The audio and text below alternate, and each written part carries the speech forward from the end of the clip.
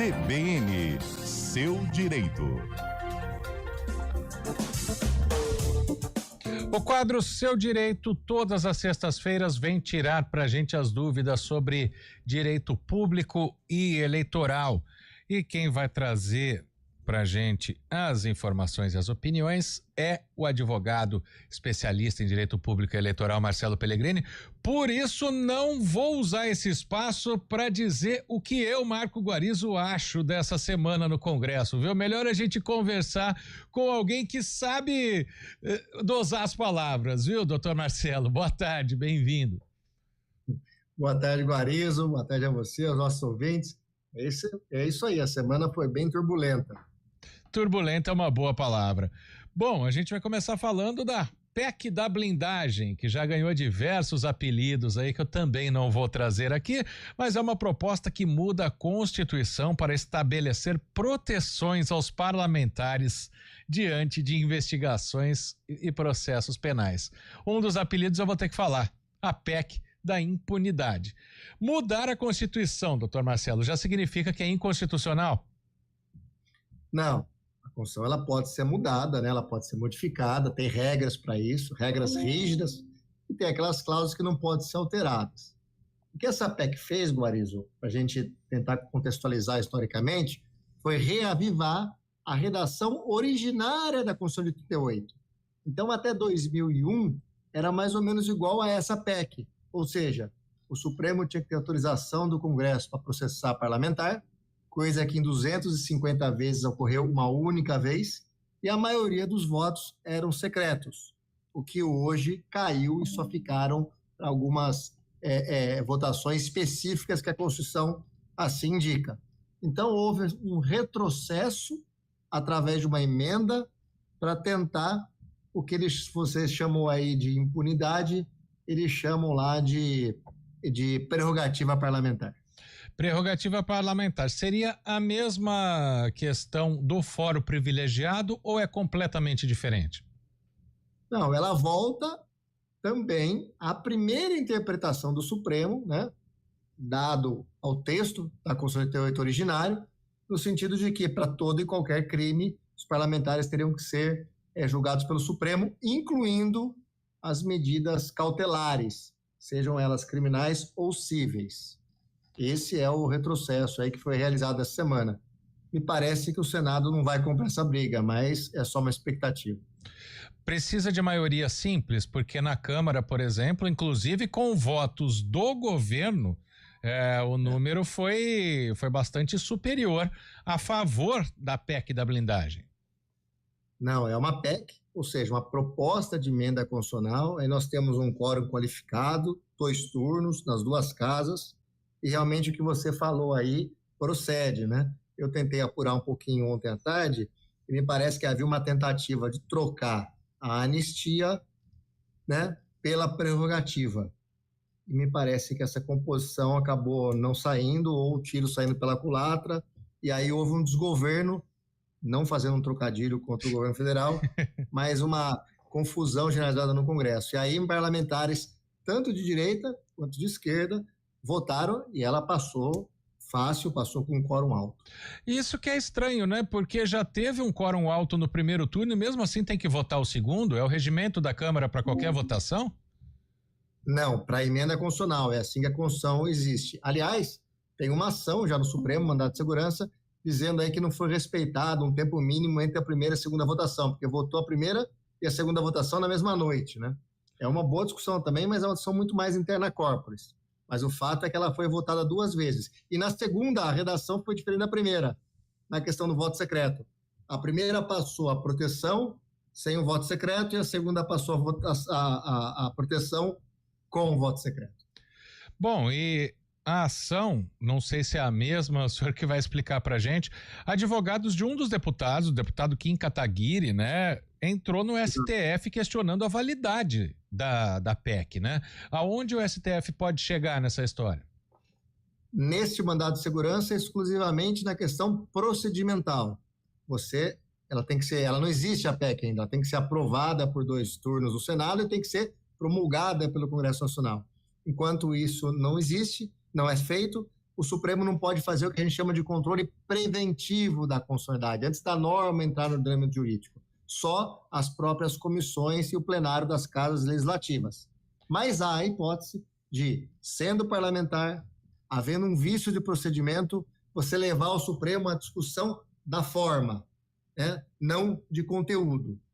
Mas normalmente o Supremo espera virar ou não virar lei para poder se manifestar, viu, Guarizo? Mas aí para virar lei tem que passar pelo Senado também.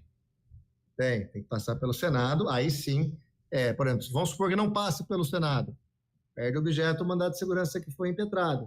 Vamos supor que ela passe o Senado, aí com certeza alguém vai trazer uma DIN. E nessa DIN, o Supremo já olha formal e materialmente a norma, né?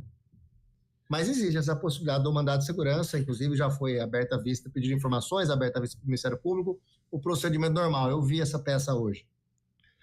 E agora, o senhor até citou aí, né? Porque seria uma troca para votar a PEC da anistia, que está mudando de nome, mas aí é acordo político, porque um processo com o outro não tem absolutamente nada a ver, certo? Exatamente. Foi tentado um acordo, mas ele não se aperfeiçoou, digamos assim. Foi aprovada a PEC da blindagem, ou das prerrogativas, como cada um quer chamar, e foi aprovado o regime de urgência da anistia. Não foi aprovada a anistia, é bom que se diga, né? O que foi votado, e aí bastaria maioria simples, mas mesmo assim teve um quórum muito alto de emenda constitucional. Esse projeto de lei da anistia vai ter prioridade, ele vai ser votado em regime de urgência.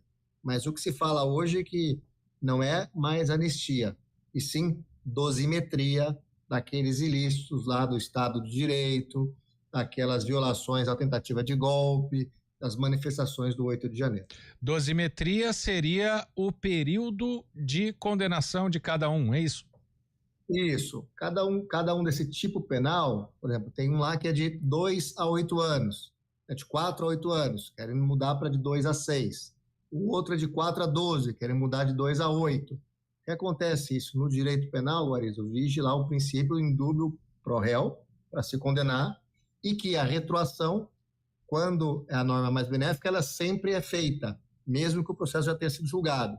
Então, com isso, espera-se quebrar lá pela metade, mais ou menos, e aí estou dizendo aqui não de forma técnica, mas de uma forma aproximada, as penas daqueles envolvidos no 8 de janeiro, incluindo o julgamento da tentativa de golpe do Supremo da semana passada. Seria no caso dos 8 que foram condenados, ter diminuição de pena, para a gente falar no português mais claro aqui, né? Exatamente, a lei vai permitir. E essa costura já começou no Senado. No primeiro semestre foi a ideia, talvez, que teve mais plausibilidade, né, das casas. Mas com a questão do acirramento entre Brasil e Estados Unidos, Trump, família Bolsonaro, julgamento supremo, ele acabou não prosperando. Hoje, pelo que eu li, inclusive, do relator, de ex-presidente, as pessoas, de líderes do Congresso, a ideia é fazer um projeto mais ou menos com esse foco. Olha, a gente não vai anistiar ninguém, anistia é uma coisa muito complexa, de bastante tempo, mas nós vamos mudar, né, o mínimo e máximo das penas do atentado ao Estado de Direito e da tentativa de golpe. Com isso, o Supremo vai poder reduzir as penas aplicadas àqueles que foram condenados não só pelo 8 de janeiro, como também, você bem disse, pelo processo do Núcleo 1 do governo federal na semana passada.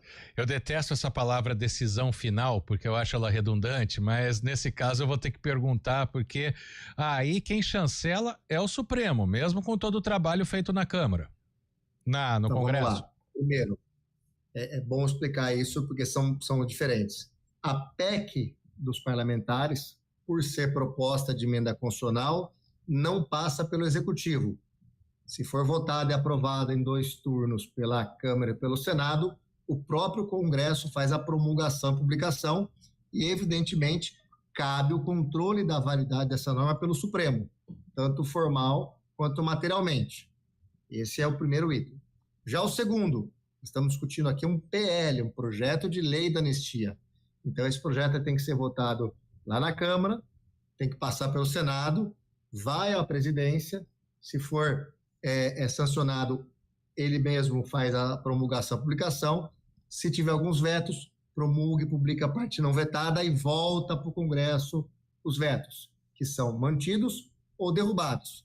E também, neste caso, pode ser levado ao Supremo. A diferença qual é? Que a questão de tempo de pena é matéria íncita ao Congresso, não ao Judiciário. E aí vai caber ao Judiciário aplicar a lei ao caso concreto. Vale dizer, olha, nós condenamos aqui 500 pessoas por esse crime. O Congresso veio e modificou o tempo de pena. Ninguém está absolvido, mas eu tenho que readequar ao tempo de prisão ou não, a depender do que cada um foi condenado, à nova legislação. E aí ele vai reduzir o tempo de pena. Para alguns, o semiaberto vai virar aberto, para outros a reclusão vai virar semiaberto, para outros a reclusão vai continuar reclusão, mas vai diminuir o tempo que você tem que cumprir o mínimo para ter uma progressão de regime, e aí sucessivamente. Bom, com isso, o doutor Marcelo já respondeu a dúvida da Beth de Valinhos, porque tem leis que passam pela sanção do presidente e outras não. Nesse caso, porque são propostas de emenda à Constituição, aí não precisa de sanção, correto? Perfeitamente. É a própria Constituição, Lei 88, que fez isso, até porque, por definição, a Constituição é a vontade da população exercida através de nossos representantes, que são os parlamentares. A Câmara dos Deputados, é bom que se diga, ela é a casa do povo. E o Senado Federal, a casa dos estados. Para a gente fechar, doutor Marcelo, outra situação que aconteceu essa semana, né, uma semana efervescente no Congresso, a troca de líder da minoria, uma proposta aí para que Eduardo Bolsonaro, que está nos Estados Unidos, volte a ter mandato, né? Isso funciona como? Automaticamente tem que ser aprovado? Como que vai acontecer para essa mudança aí de peças no jogo? Então vamos lá, vamos retroagir um pouco aqui. Eduardo Bolsonaro está morando nos Estados Unidos, estava em licença 120 dias, a gente já teve um dia que bateu um papo aqui que ela não pode ser prorrogada. Só que quem é líder está dispensado de presença na Câmara. Todos os líderes. É o regimento que diz isso. Então, baseado nisso, o que fez a minoria, né? Nomeou ele como líder da minoria para que ele possa exercer a liderança sem ter obrigação de ter presença e, evidentemente, não tendo faltas, não haveria, em tese, a cassação. Primeiro, isso não depende de votação. É a minoria ou a maioria que indica o seu líder. Mas, no caso concreto, a discussão é: precisa estar fisicamente no Brasil para exercer a liderança? Mas no regimento da casa ele já foi nomeado líder da minoria, então não precisa, ninguém pode contestar isso. Na verdade não é no regimento, né? O líder, os partidos minoria indicam o seu líder, né? É um ato administrativo, né? O presidente da Câmara não se envolve nisso. Neste caso, ou ele vai se envolver, ou nós vamos ter aí uma chuva de ações judiciais para discutir esse conceito maior, porque, em princípio, para você ser líder, você tem que estar perto dos seus liderados. E até porque se ele voltar ao Brasil, ele também deve se tornar em breve réu pela tentativa de golpe e até pelas conspirações que têm acontecido com o governo dos Estados Unidos. Sim, é verdade, mas daí uma coisa, né, não está intimamente ligada à outra. Ele pode estar no Brasil, responder um processo do Brasil e fisicamente ser líder da minoria, não tem esse impedimento. O fato aí é o seguinte: estão se utilizando de um regramento interno do Congresso, de uma norma existente, para que conseguir justificar ou evitar que ele tenha faltas para não perder o mandato. Me parece, nesse ponto aí, é um desvio de finalidade mais do que qualquer coisa. Você utilizar de uma norma legal, aparentemente para exercer um direito de líder, mas com o intuito aí de evitar uma cassação por faltas. Cada semana novos assuntos. Antes era cada semana um novo assunto. Agora é cada semana uns 3, 4 novos assuntos para a gente conversar com o doutor Marcelo Pellegrini aqui no quadro Seu Direito, advogado especialista em direito público e eleitoral. Muito obrigado pela participação mais uma vez, doutor Marcelo. Bom fim de semana. Grande abraço.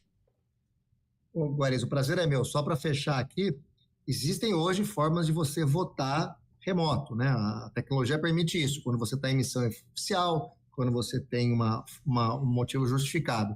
Mas a regra é a participação ativa e física presencial no parlamento. Um bom final de semana a todos, Guarizo. Um abraço, doutor Marcelo. Agora são 3h27.